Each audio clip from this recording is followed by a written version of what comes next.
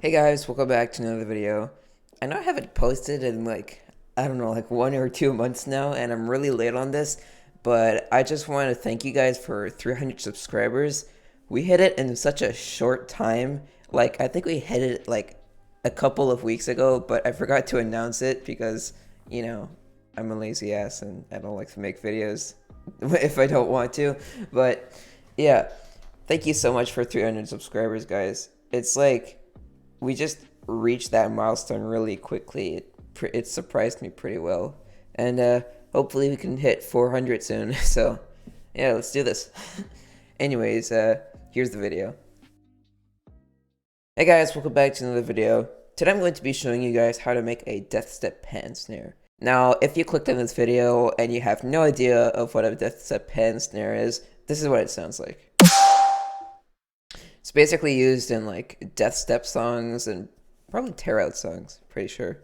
But yeah, they're used quite a lot in like more heavy dubstep subgenres. So I would say the definition of a Deathstep Pan Snare is basically like a dubstep snare, but more heavy, more punchy in the transient, and usually ends up with a tail, like a sine wave kind of tail at the end, like a ring. You can hear it by that. So I'll be showing you guys how I made this with using my snare creator rack. Now, I made this rack like I think a month ago or something. It was just to make snare creating much easier for me. So this is what the snare creator is basically composed of. First, you have a group called elements, and inside of that group, you got the transient, tail, and this is optional, but I put this as like the sine wave tone at the end. This is not included with the snare creator rack, but you can add it if you want. You can add like as many layers as you want and probably make like layered snares and stuff. But for this tutorial, I used a pan snare to do this.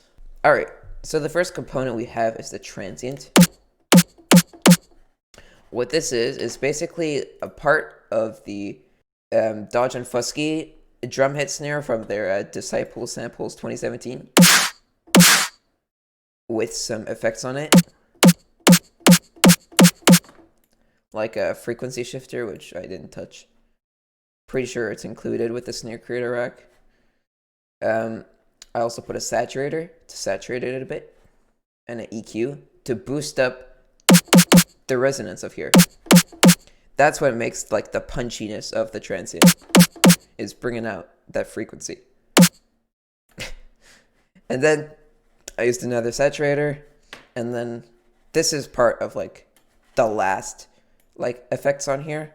I'm not going to show you that yet. So, all right, next we have the tail. So the tail sounds like this. Basically, it's a part of the snare 5 of the Code Pendulum sample pack. I put a fade in and a fade out just to like smooth it out a bit. I used a frequency shifter with the fine all the way down.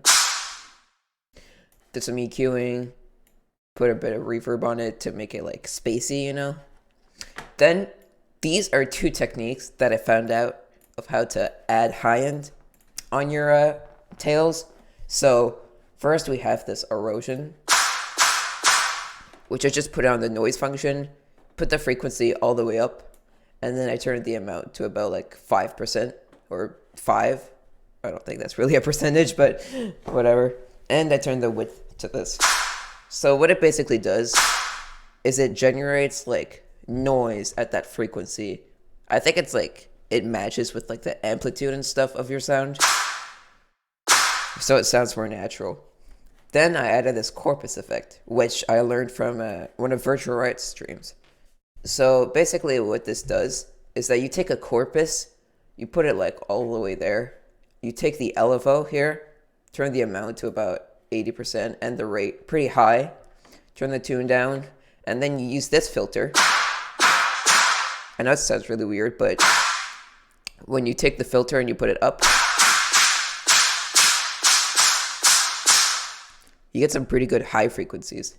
So that's another way to make your high frequencies a bit higher.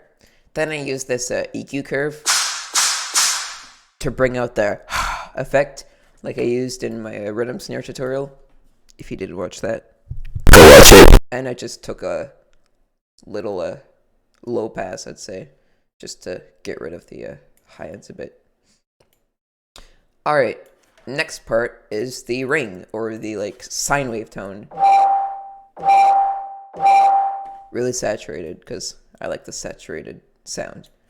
So this is still part of a co-pendulum snare, snare 7. I just took the ring of that part, the bang, fade in, fade out. Then I took this just to isolate the sine wave tone. And that's basically it for that part. So now I think if we close this, I added a glue compressor to the whole thing and a utility to turn it all the way up.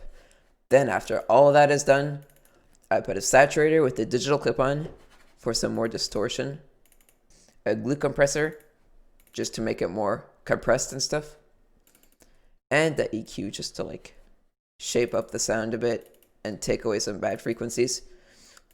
And with all of that, it sounds like this. Of course you could play it on different pitches, but it just sounds weird. I preferably stick to one note. So yeah, that's basically how to make a Deathstep Pan Snare. And I'll probably put this in my sample pack, because yes, I am making a second sample pack. I think I'm going to release it for 500 subscribers, I'm not sure. If I get it around soon, I'll tell you guys when I'll release it. But I'll put this in there, and I'll also leave a link in the description to the Snare Creator Rack. Now, I think this is for Ableton Live 10.01 and up. So, if you guys want to download this, then link in the description. I hope you guys have fun with this, and yeah, I'll see you guys in another video. Bye bye.